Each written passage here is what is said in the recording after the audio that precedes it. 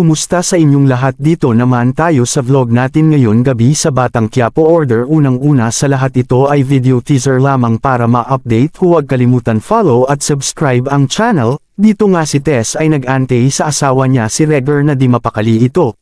Ngunit si Mondo dumaan, nagmasid ito kay Tess dahil alam niya ang katotohanan na kay Lena, ngunit nagpakita na si Mondo kay Tess at ito kinumusta niya ito at sabi niya na may ginagawa pa sa opisina, daming gawain kaya nagbigay ng barbecue si Mondo kay Tess. Umakyat na ito.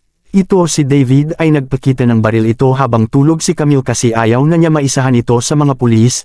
Tinago niya ito sa may aparador habang humiga na. Ayon ng grupo ni Bong ay andoon na sa isang lugar na kung saan doon ang target nila. Ayon pumasok na sila sa lugar at dito naghahanda na sila at pumasok na si Bong sa CR, naghanda na sa gagawin niya at dito dumating na si Congressman kasama ang mga bodyguard niya at dito naghanda na rin si Bong kasi nagtember na ang kasama niya.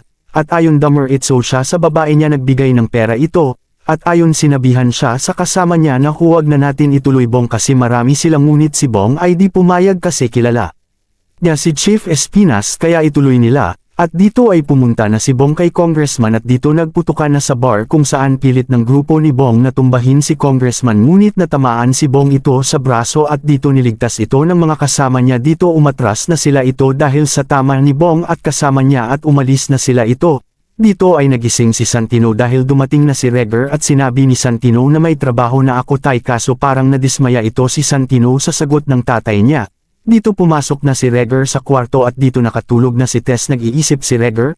Dito ay mga kaibigan ni Tanggol ay nagkwentuhan ng kung saan kawawa si Baby Boy. Ayon ito sa kanila kasi nilusob sila ng kasama ni Bong.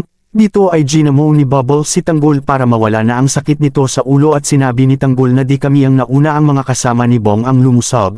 At dito nagkatinginan ang dalawa na parang may ipahiwatig. Dito ay dinala si Tanggol sa Bartolina para magtanda ito kasama siya ni Ben at si Tanggol ay nag-alala sa mga kasama niya. Abangan bukas sa Batang Quiapo. Salamat po.